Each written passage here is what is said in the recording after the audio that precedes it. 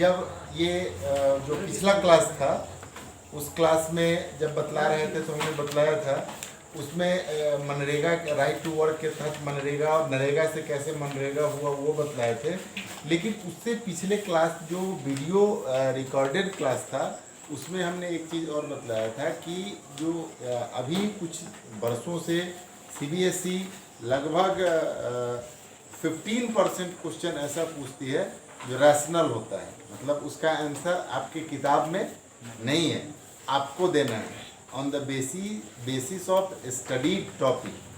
ठीक है, तो जैसे पूछता है कि नरेगा तो है लेकिन आप अपने तरफ से कुछ उपाय सजेस्ट कीजिए कि how to create more employment, how to create more employment. तो उसमें कुछ आपको अपने तरफ से सप्लीमेंट या कुछ एग्जाम्पल्स ऐड करने होंगे। ठीक है, तो उसमें क्या हो सकता है? Developing skill, developing skill,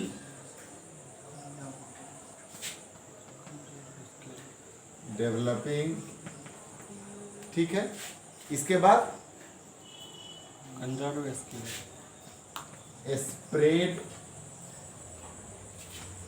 of education. Modern technology. ठीक है, नई मॉडर्न टेक्नोलॉजी एम्प्लॉयमेंट को मेडिकल ये फैसिलिटीज को बढ़ाना, मिनिमाइज सर बोले मिनिमाइज, हाँ उसको कम कर। हाँ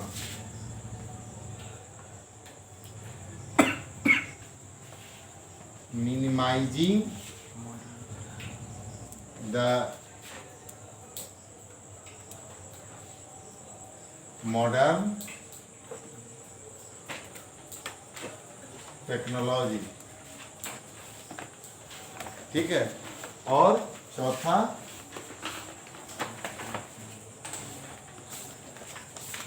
spreading of cottage industry and it's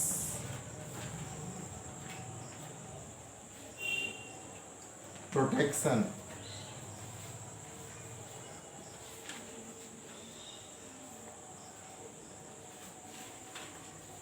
medical facilities in the era of WTO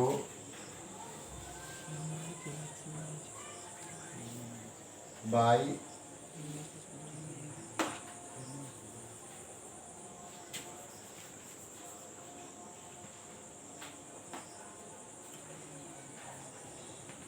protection of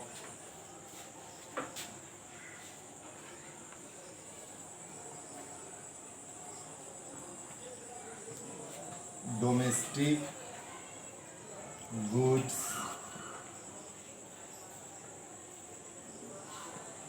by government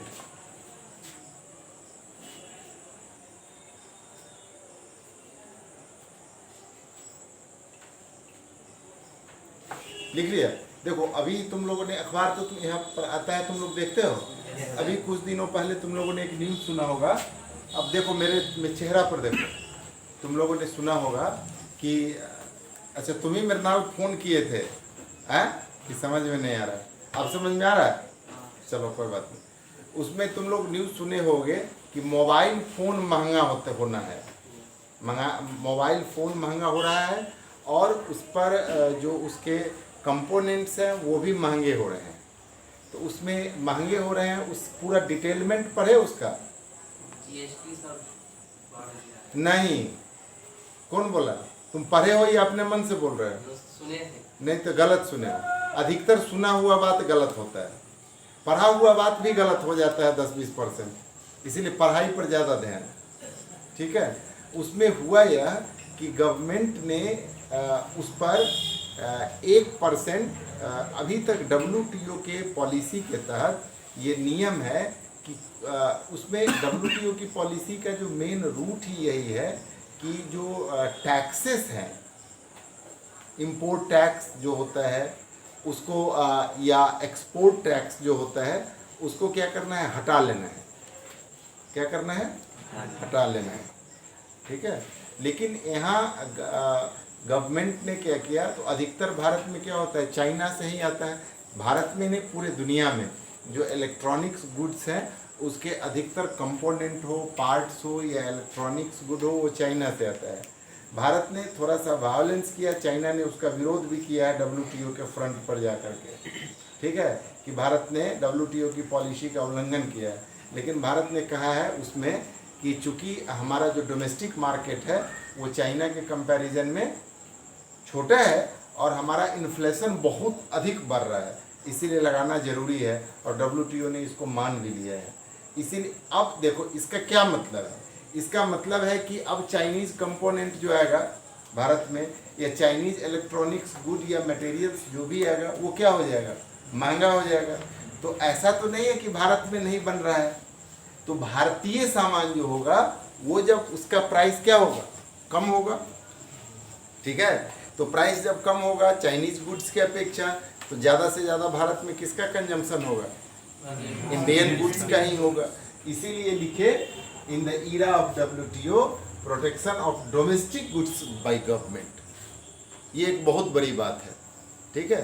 इस तरह के पॉइंट्स अगर लिखोगे तो टीचर, अगर बहुत अच्छे टीचर होंगे जो पढ़ाने से अभी पढ़ते होंगे तो समझेंगे और मार्क्स अच्छा देंगे, तो बच्चा आउटस्टैंडिंग समझता है या चीज़ों को देखता है, पढ़ता है, ठीक है। ये बात समझ में आ गई। इस तरह के भी क्वेश्चन पूछे जाएंगे, इसीलिए ध्यान रखना इसको।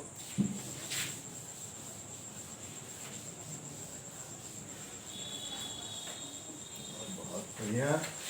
अब है second topic, division of sector as organised and unorganised.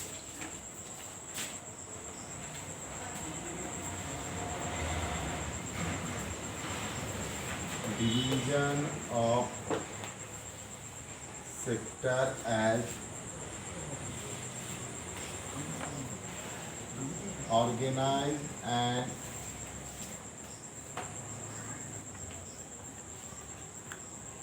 unorganized। देखो, ऑर्गेनाइज्ड एंड अनऑर्गेनाइज्ड ये दो तरह का, जितना भी भारत में जो भी सेक्टर है, सेक्टर का कुछ एग्जाम्पल्स तुम लोग बता सकते हो, हैं? बतलाओ। प्राइवेट सेक्टर और पब्लिक सेक्टर और कोऑपरेटिव सेक्टर, बहुत बढ़िया। हाँ बोलो। ज्वाइंट वेंचर, ज्वाइंट वेंचर दूसरा चीज हो गया। देखो, सेक्टर को जब हम डिवाइड करते हैं तो इसको तीन पार्ट में बांट सकते हैं, एक पब्लिक, दूसरा प्राइवेट और तीसरा कोऑपरेटिव या जॉइंट। कोऑपरेटिव, बस तीन ही रखो, ठीक है। अब इसमें मोस्टली यह समझा जाता है कि जो पब्लिक सेक्टर है वो ऑर्गेनाइज्ड है, प्राइवेट है वो अनऑर्गेनाइज्ड है, कोऑपरेटिव ऑर्गेनाइज्ड भी हो सकता है और अनऑर्गेनाइज्ड भी हो सकता है, यही एक अंडरस्टैंडिंग बनती है। लेकिन अब आज के डेट में ऐसा नहीं है, ठीक है। पब्लिक सेक्टर, इसके अंदर बहुत सारे वर्क हैं, क्या है, बहुत सारे वर्क हैं। अब पब्लिक सेक्टर में मान लो रेल है, जहाँ पर रेल का सामान बनता है, कोच बनता है, पटरी बनता है, जो उसके डब्बे हैं वो बनाए जाते हैं, जो भी होता है, ठीक है, रेल वर्क होता है। दूसरा एविएशन है, ठीक है। तीसरा शिपिंग है, ठीक है। ऑयल एक्सपोर्टिंग है, स्कूलिंग है,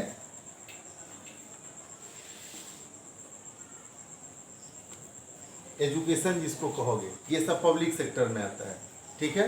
प्राइवेट सेक्टर में जब आएंगे तो क्या होगा, बिल्डिंग होगा ना,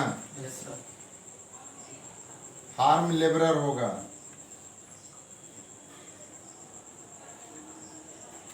ठीक है, डेली वर्कर होगा,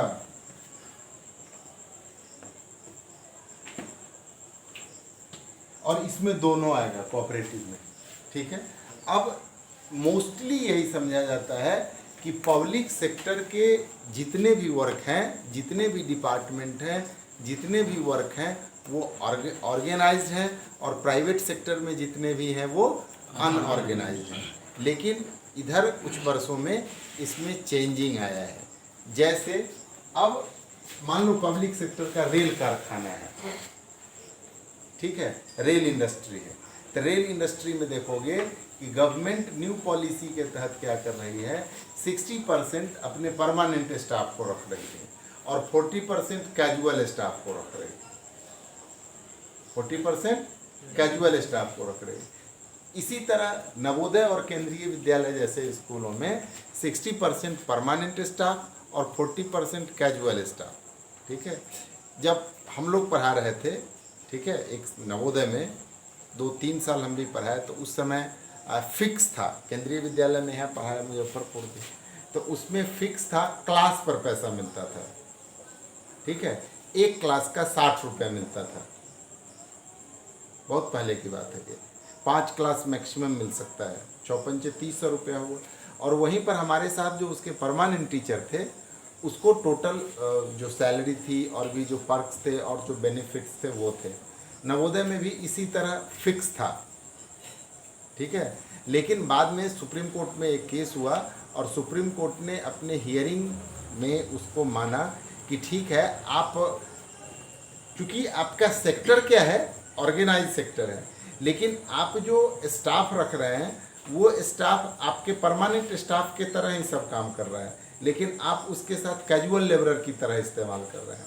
तो ये बात नहीं चलेगा। आप अपने परमानेंट स्टाफ का जो बेसिक्स है, माने बेसिक सैलरी है, मतलब एक परमानेंट स्टाफ जब ज्वाइन करेगा और उसको जो जितनी सैलरी मिलनी चाहिए उतनी सैलरी आपको कैजुअल लेबरर को या कैजुअल स्टाफ को देना है, ठीक है। तो उसके बाद से ही केंद्रीय विद्यालय में भी और नवोदय में तो फिक्स ही कर दिया था 27,500 रुपीज़। बात समझ में आए। इसी तरह रेल कारखाना में देखोगे कि 60% एम्प्लॉय उसके काम कर रहे हैं और 40% के लिए एक बहुत आजकल पॉपुलर वर्ड है आउटसोर्सिंग। क्या है? आउटसोर्सिंग। तो आउटसोर्सिंग में क्या करता है कि जैसे पहले भी पब्लिक सेक्टर में जो इनरोलमेंट का या बहाली का जो सिस्टम था वो ये था कि कोई पब्लिक सेक्टर में कोई बड़ा सा काम आ गया है, उसको करना है, अचानक बहाली हो नहीं सकती है, तो बड़े पदाधिकारी क्या करते थे, लोगों को बुला लेते थे और 3 महीना 90 दिन तक अगर कोई कैजुअल वर्कर उसमें काम कर लिया तो उसको एडहॉक माना जाता था, ठीक है, और एडहॉक को ही परमानेंट कर दिया जाता था। इसी तरह बहाली होती थी, ठीक है। लेकिन अब इधर के दिनों में भी उस पर रोक लगाया सरकार ने, फिर भी लोग कोर्ट में जाते रहे और कोर्ट कहता रहा नहीं, आप इतने दिन तक इससे काम करवाए हैं, अब ये काम करने कहाँ जाएगा, आपको काम देना होगा, और इस तरह एम्प्लॉयमेंट बढ़ते गया। सरकार ने इधर के दिनों में अपने सुरक्षा में क्या किया कि अब एजेंसी को हायर करती है सरकार, क्या करती है, या वो डिपार्टमेंट, ठीक है। जैसे रेलवे में आजकल देखोगे, रेलवे में सबसे अधिक बहाली होती थी। रेलवे भारत सरकार का सबसे बड़ा सेक्टर था ही और उसमें सबसे अधिक एम्प्लॉयमेंट भी मिलता था। वही एक ऐसा सेक्टर था जिसमें कारपेंटर की भी बहाली होती थी, मतलब लकड़ी का काम करने वाला, डिब्बा का पेंट रंगने वाला, इवन मैसन जिसको राजमिस्त्री कहते हो, राजमिस्त्री और लेबर की बहाली होती थी। किसमें? रेलवे में, क्योंकि उसमें बिल्डिंग वर्क जो है, कहीं स्टेशन है, कहीं प्लेटफॉर्म चलते ही रहता था, तो कारपेंटर, जो राजमिस्त्री, मैसन, जो सारे की बहाली होती थी। सरकार ने धीरे धीरे क्या किया, सबको कम करते गया, कम, अब तो ख़त्म ही कर दिया, अब सब कॉन्ट्रेक्चुअल है। दूसरी बात, उसमें जो सबसे एक इम्पॉर्टेंट पोस्ट था, जो सबसे अधिक बहाली होती थी, सफाई कर्मी की, शौचालय साफ करना, ट्रेन साफ करना, ट्रेन के शौचालय को साफ करना। उससे भी बचने के लिए अब क्या किया है कि बहुत जो IITN है, IITN सभी लोग कर रहा है, एजेंसी खोल रहा है। क्या कर रहा है? एजेंसी खोल रहा है, आउटसोर्सिंग एजेंसी खोल रहा है, बिजनेस डील कर रहा है। अब उसमें क्या किया, अपने अंदर 2000 आदमी को अपना एम्प्लॉयमेंट बनाया, एम्प्लॉय बनाया, ठीक है। और क्या किया, मुजफ्फरपुर से लेकर के और छपरा तक का स्टेशन तक का पूरा साफ सफाई का टेंडर वो ले लिया करोड़ों रुपए का। फिर भी सरकार को जो परमानेंट सफाई कर्मी था उससे उसको कम पैसा जा रहा है, 1 साल के लिए लिया, ठीक है। और इस 2000 जो वर्कर है उसको ही क्या करता है कि 5,000 रुपये महीने, 6,000 रुपये महीने, 4,000 रुपये महीने पर सबको रखता है और वही लोग काम करता है। उसको 5,000 के अलावे और कोई बेनिफिट नहीं है। तो ये तो ऑर्गेनाइज सेक्टर में भी क्या हुआ, अनऑर्गेनाइज्ड वर्क हुआ, अनऑर्गेनाइज्ड बेनिफिट्स हुआ, ठीक है। अब समझना ये है, हाँ ये जब समझ गए तो दूसरा यह भी समझो कि प्राइवेट सेक्टर में भी ऑर्गेनाइज्ड होता है, ठीक है। जैसे अगर उसकी आज के डेट में टाटा क्या है, टेल्को क्या है, रिलायंस क्या है, प्राइवेट है, लेकिन वो टोटल बेनिफिट्स जो गवर्नमेंट अलाउ करती है वो, और इसके अलावा सैलरी भी बहुत अधिक देती है, उसको सारे बेनिफिट्स भी हैं, तो वो ऑर्गेनाइज हुआ या नहीं हुआ, वो हुआ। अब इतना समझने के बाद यह समझो कि आखिर ऑर्गेनाइज्ड और अनऑर्गेनाइज्ड कहते किसको है, ठीक है। तो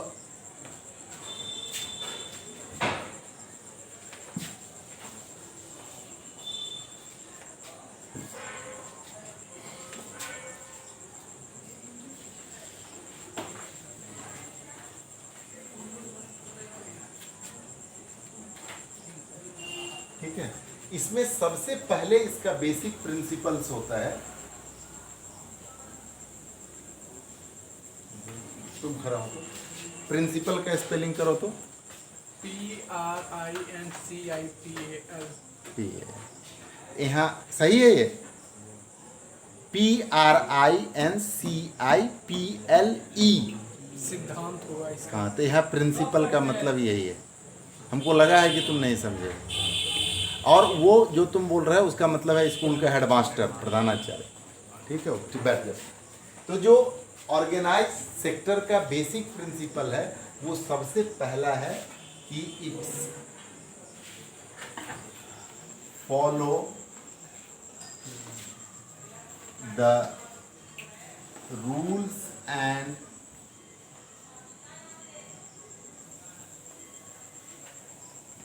regulation of government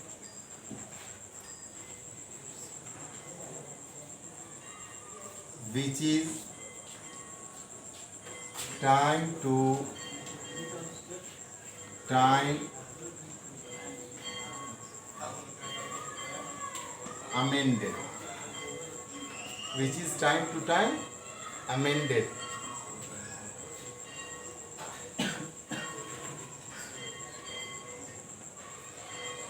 It's also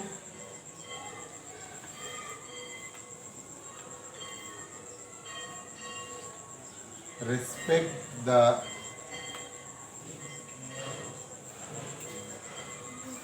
labor laws and provides basic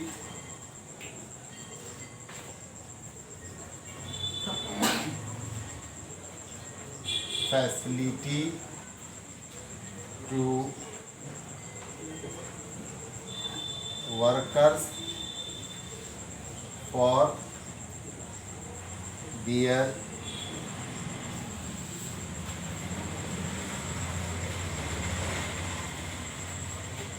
development.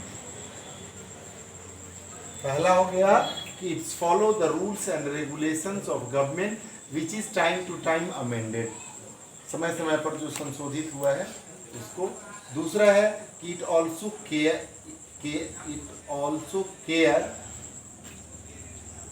छोड़ दो, it also respect the labour laws and provide basic facility to workers for their development. हो गया, साफ करें, जल्दी जल्दी लिखो।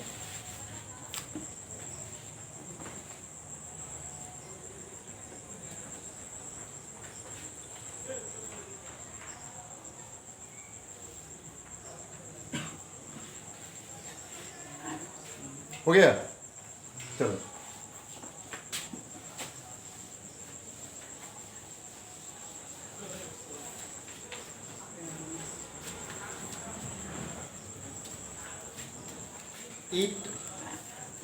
It's allowed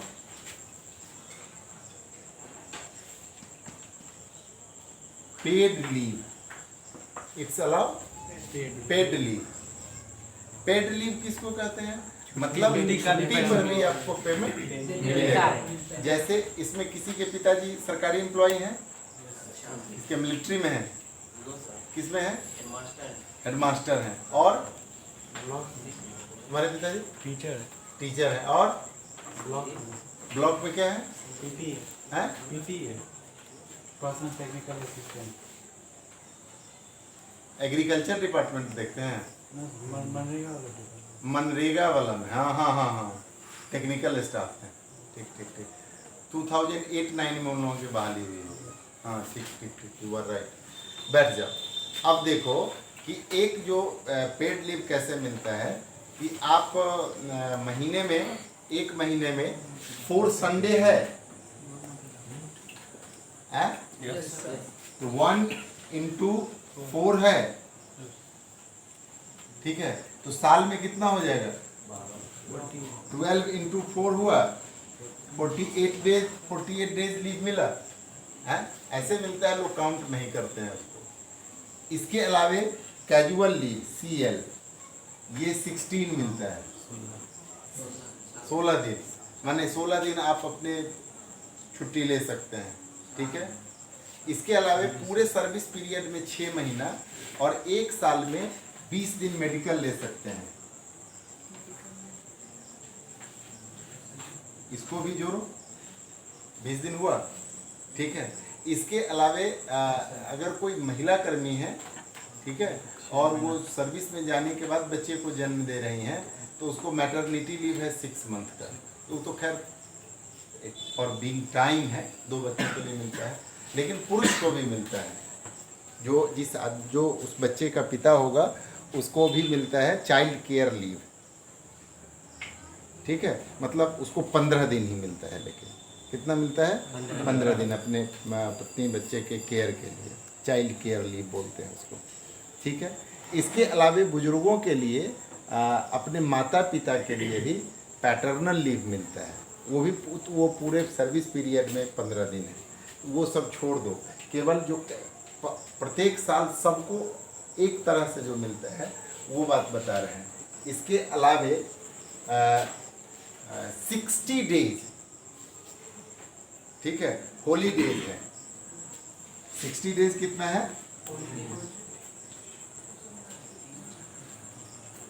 60 डेज हॉलीडेज है, ठीक है। अब इसको टोटल को जोड़ो तो कितना हुआ? 144। मतलब 144 डेज आप लीव पर हैं, लीव का लाभ ले रहे हैं। वो जितना लाभ का है वो सब छोड़ने के बाद, और इसका भी पेमेंट मिलता है। यही नहीं, अब सरकार अब धीरे धीरे कमी कर रही है। उसमें एक मिलता है, उसको बोलते हैं अर्नड लीव, EL, ठीक है।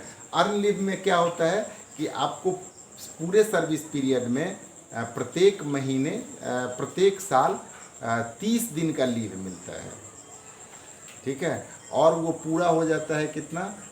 10 महीना। पूरे सर्विस पीरियड में मैक्सिमम आपको अर्न लीव कितना मिलेगा? 10 महीना। मतलब इसका मतलब ये है कि आप रिटायर होने वाले हैं, मान लो कोई आदमी 2020 के दिसंबर में रिटायर होने वाला है, तो 2000 फरवरियों से छुट्टी पर चला जाएगा तो कोई दिक्कत नहीं है उसको, ठीक है। लेकिन अगर 2000 यहाँ तक काम करता है वो, तो पूरा पीरियड लोग काम करता ही है, जाएगा कहाँ?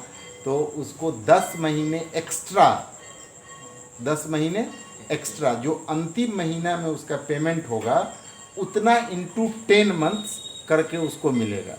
अगर किसी आदमी की सैलरी रिटायर करता है उस समय 1,60,000 रुपये है, तो 16 लाख रुपए उसको मिलेगा। किस बात के लिए? उस अर्नड लीव का, ये क्या है? पेड लीव है। क्या है? Paid leave. ये समझ में आया? हाँ?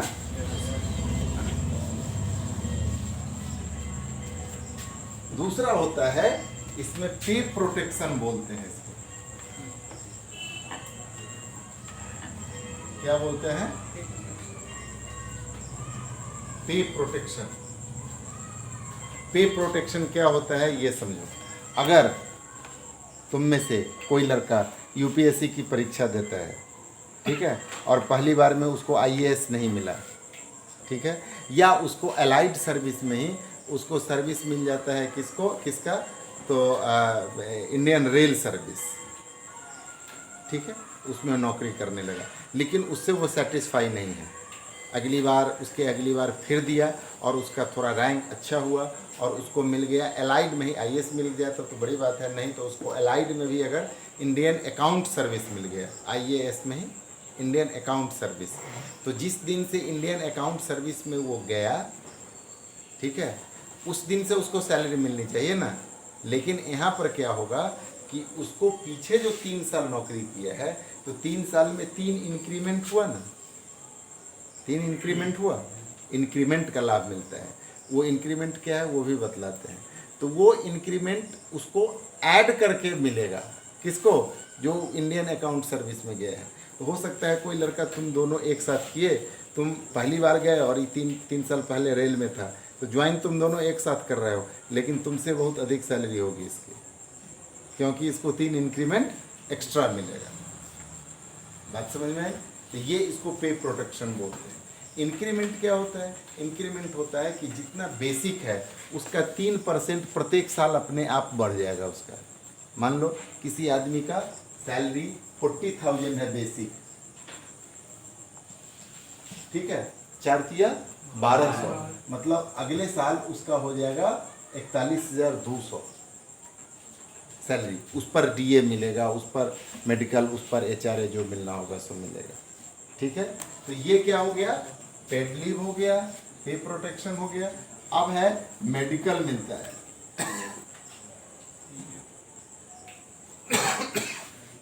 मेडिकल फैसिलिटी है।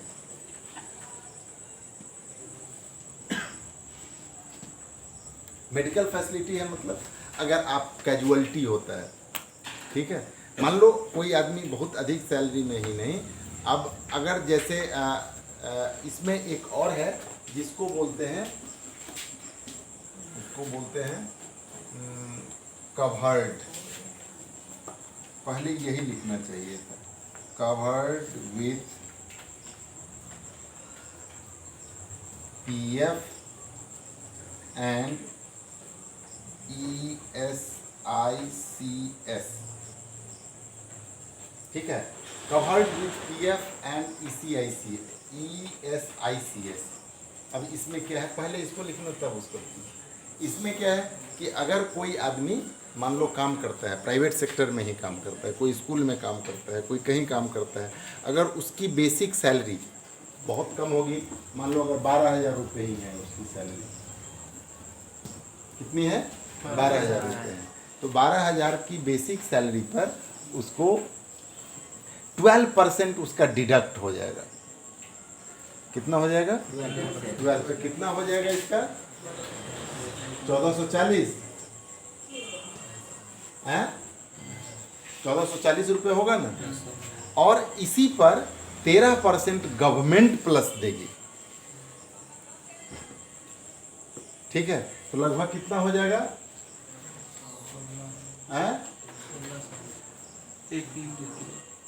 1% बढ़ जाएगा,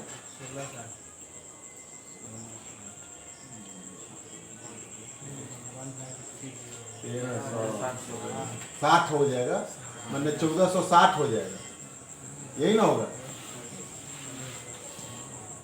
मतलब कितना हो जाएगा ये? लगभग 2900 रुपया हुआ।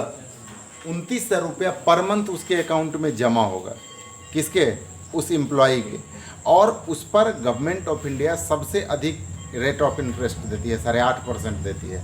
आज किसी अकाउंट पर, किसी डिपॉजिट पर वैसा नहीं है।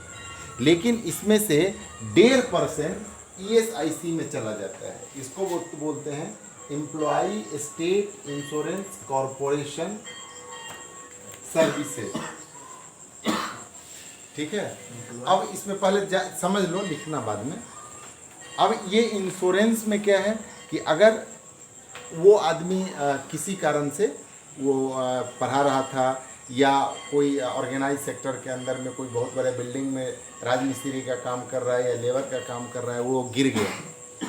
ठीक है, गिर गया और मान लो उसको, तुम्हारे घर पर जब कोई काम करता है और खुदा न खास्ते अगर उसका हाथ टूट जाए, पाँव टूट जाए, तो क्या करते हो?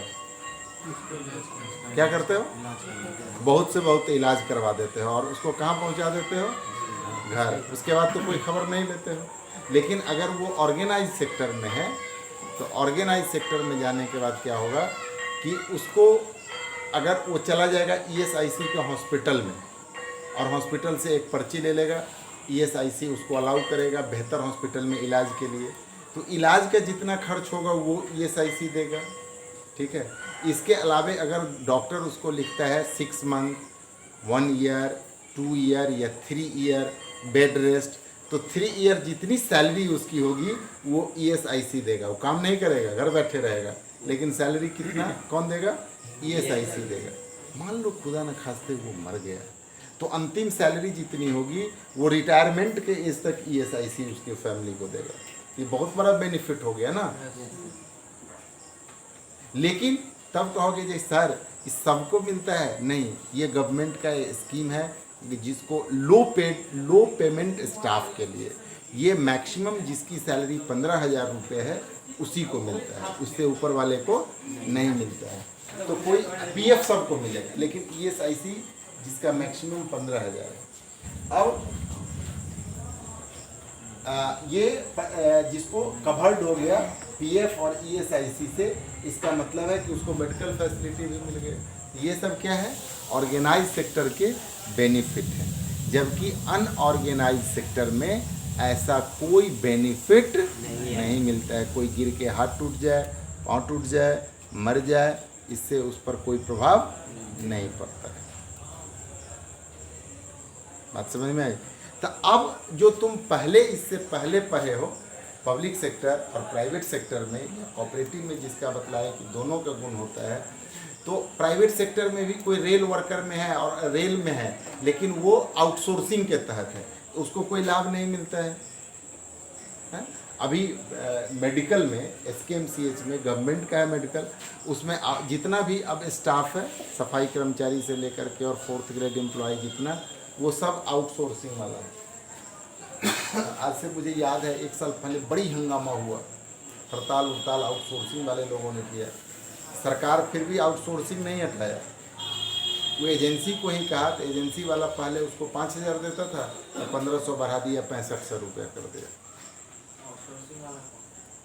आउटसोर्सिंग वाला एजेंसी होता है, जैसे सिक्योरिटी गार्ड का एजेंसी देखते हो, हैं? तुमको तुम्हारे घर पर तुम कोई इंडस्ट्री खोल रहे हो, उसमें सुरक्षा के लिए तुमको 50 आदमी चाहिए, सुरक्षा गार्ड चाहिए, तो 50 आदमी को बहाल करोगे तो कितना दरमाहा ना तुमको बहुत लग जाएगा। तो वो क्या करता है कि किसी सिक्योरिटी गार्ड एजेंसी से वो बात करेगा और उसको 15,000 रुपये के हिसाब से वो पेड करेगा पर मंथ, और वो अपने यहाँ जो बहाल होगा उसको 8,000, 9,000, 10,000 रुपया दे करके और उसको तुम्हारे यहाँ लगा देगा। तो तुम किसको जान रहे हो? उस एजेंसी को जान रहे हो, उस एम्प्लॉय को नहीं जान रहे हो। तुम पैसा किसको देते हो? उस एजेंसी को देते हो, और वो एजेंसी अपने एम्प्लॉय को देते हो। ये आउटसोर्सिंग कहलाता है। इसमें बहुत बेनिफिट है, बहुत आमदनी है, बहुत ज़्यादा, ये बड़ा बिजनेस है। हमने उस पर एक बार लिखा भी था कि इंडिया का सबसे बड़ा सिक्योरिटी गार्ड का जो एजेंसी है उसका नाम है SIS, और वो किसका है? तो भाजपा के एक सांसद जहानाबाद से हुआ करते थे, RK सिंह, उनका है। ये लोग रोजगार और सबकी बात करते हैं, और इन्हीं के सांसद का सबसे बड़ा है जिसके एम्प्लॉई का हालत सबसे ख़राब है। अभी भी 6,000, 7,500, 8,000 रुपया पर खटवाता है पूरे महीने, और भी 12 घंटे। ठीक है, तो ये अनऑर्गेनाइज्ड और अनऑर्गेनाइज्ड सेक्टर का जो डिफरेंस है ये हुआ। जितने बेनिफिट्स तुमने लिखे वो केवल ऑर्गेनाइज सेक्टर के एम्प्लॉय के लिए है। अब वो प्राइवेट सेक्टर भी ऑर्गेनाइज सेक्टर हो सकता है। जैसे कोई स्कूल है, एफिलिएटेड स्कूल है, ठीक है, वो अपने एम्प्लॉय को ये सारी सुविधाएं दे सकता है। कोई फर्म है, कोई इंडस्ट्री है, कोई बहुत बड़ा कपड़े का, अब तो उसमें जैसे एक जगह और लिखे हैं हम कि time to time amended government के लॉ को। पहले पता था, पहले था कि आप बड़ा संस्थान खोलिएगा, जहाँ ज़्यादा आदमी काम करने वाले होंगे वहीं पर लाभ मिलेगा, दूसरे को नहीं मिलेगा। गवर्नमेंट ने अब घटा करके उसको आपका लेबर स्ट्रेंथ केवल 7 कर दिया है।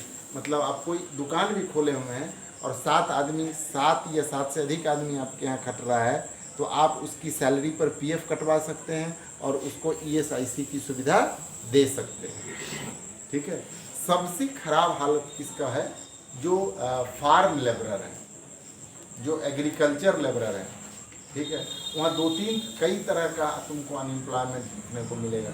एक तो सीजनल है, सीजनल अनएम्प्लॉयमेंट है। दूसरा डिसगाइज्ड अनएम्प्लॉयमेंट सबसे अपने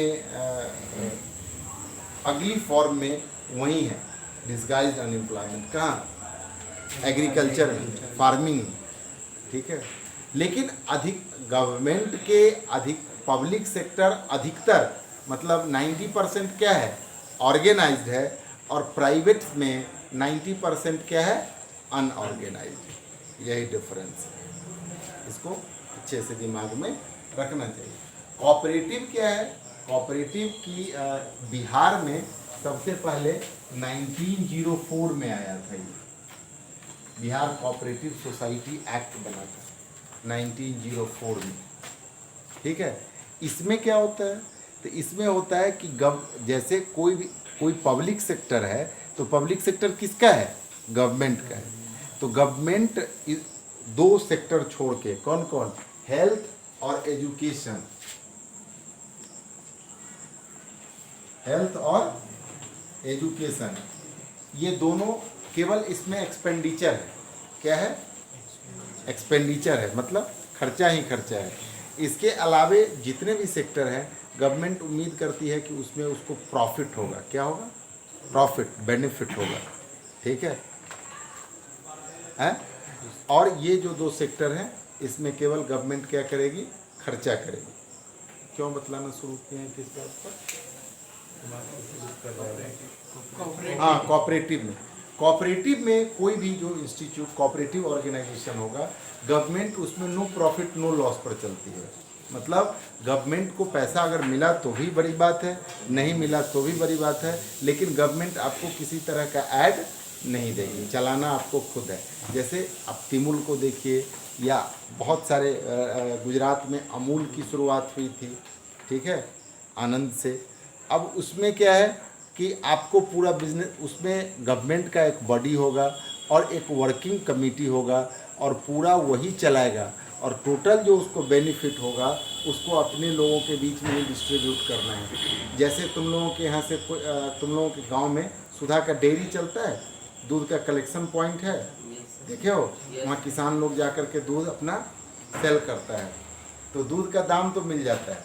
लेकिन इसके अलावे देखोगे साल में कई बार तिमुल के तरफ से उन किसानों के बीच में जो दूध उसको दे रहे हैं, उसको उसके मवेशी के लिए विटामिन की कुछ खुराक, उसके लिए कभी बाल्टी, कभी उसके लिए सॉल, कभी उसके लिए इस तरह के सामान फ्री में उसको दिए जाते हैं। इसका कारण क्या है? इसका कारण यही होता है कि साल के अंत में जब ऑडिट होगा और होगा कि भाई इस साल कोऑपरेटिव को 5 करोड़, 10 करोड़, 50 करोड़ रुपए का बचत हुआ, ठीक है, तो उस बचत के पैसे को क्या करना है? तो अपने लोगों के बीच में, तो किसानों के बीच में जाकर के फिर से वो डिस्ट्रीब्यूट करता है। जबकि अगर वो पब्लिक सेक्टर होता तो बचत का पैसा टोटल कहाँ चला जाता? गवर्नमेंट के पास चला जाएगा। अब क्वेश्चन ये उठता है कि कोई भी गवर्नमेंट कोऑपरेटिव सेक्टर को प्रोटेक्ट क्यों करती है या उसको बढ़ावा क्यों देती है? तो उसका कारण ये है कि एम्प्लॉयमेंट क्रिएट होता है। क्या होता है? एम्प्लॉयमेंट क्रिएट होगा। तो एम्प्लॉयमेंट क्रिएट होगा तो क्या होगा? लोगों की परचेजिंग कैपेसिटी बढ़ जाएगी, कोई आदमी नौकरी एक ही जगह करता है ना। कोई आदमी, तुम्हारे पिताजी किसी के टीचर हैं, स्कूल में काम कर रहे हैं, उसके पिताजी ब्लॉक में हैं, पीटीए हैं, तो पीटीए का काम कर रहे हैं। कोई किसी के पिताजी मिलिट्री में हैं तो मिलिट्री का काम कर रहे हैं, लेकिन वो कंज्यूम तो 1000 जगह का सामान कर रहे हैं ना। तो जब पैसा होगा तब ना परचेजिंग कैपेसिटी अधिक होगा। परचेजिंग कैपेसिटी अधिक होगा तो फिर दूसरे सेक्टर में जो एम्प्लॉयमेंट होगा वो इनलार्ज होता चला जाएगा, और वो उस फिर गवर्नमेंट को ज़्यादा से ज़्यादा टैक्स मिलने लगेगा। इस तरह इकोनॉमी स्ट्रेंथन पोजीशन में जाएगा। तो ये समझ में आया। ऑर्गेनाइज्ड और अनऑर्गेनाइज्ड सेक्टर लिखो तो तुम लोग लिखना, right the difference between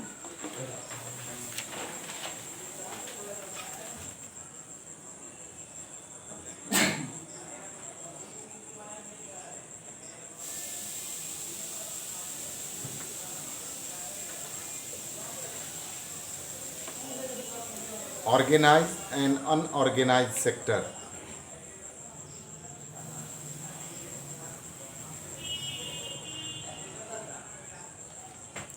Organized and unorganized sector हो गया। अब एक दूसरा टॉपिक है, how to protect workers in unorganised sector.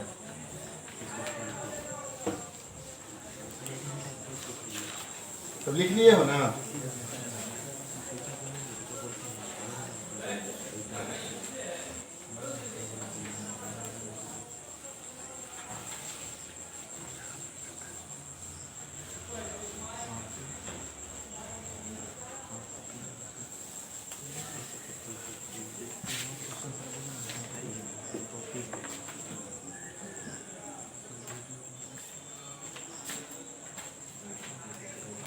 क्या कुछ बोल रहे हो?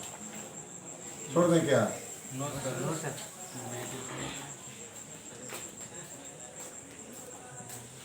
How to protect the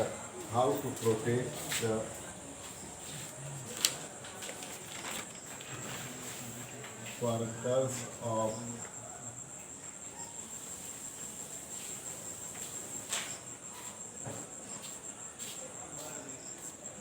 जो अनऑर्गेनाइज सेक्टर तो समझ में आ गया।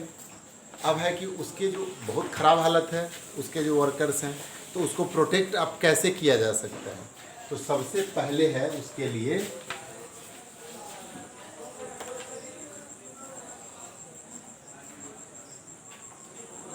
Bye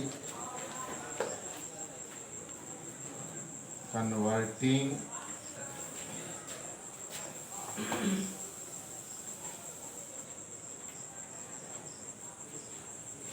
maximum unorganized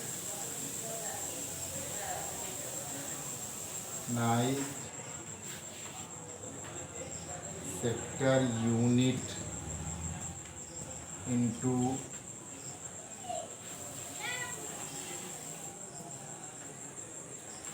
organized sector. दूसरा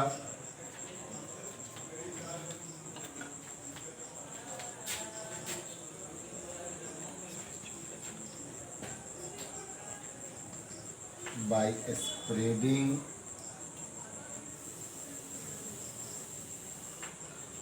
education and awakening.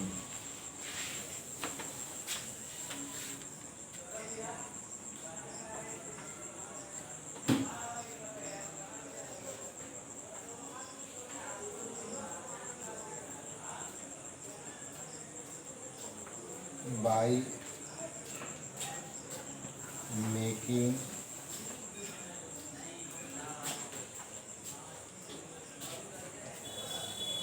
more attractive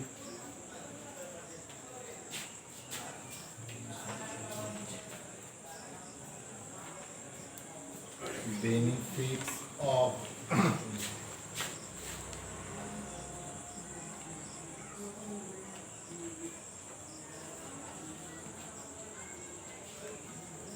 organized sector.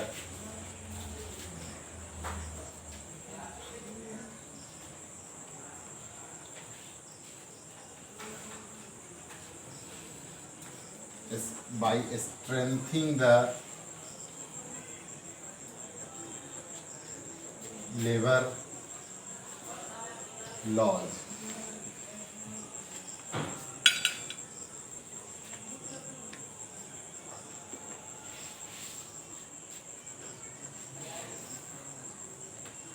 Number 1 में by converting maximum unorganized sector unit into organized sector, दूसरा by spreading education and awakening, तीसरा by making more attractive benefits of organized sector, and चौथा by strengthening the labor laws.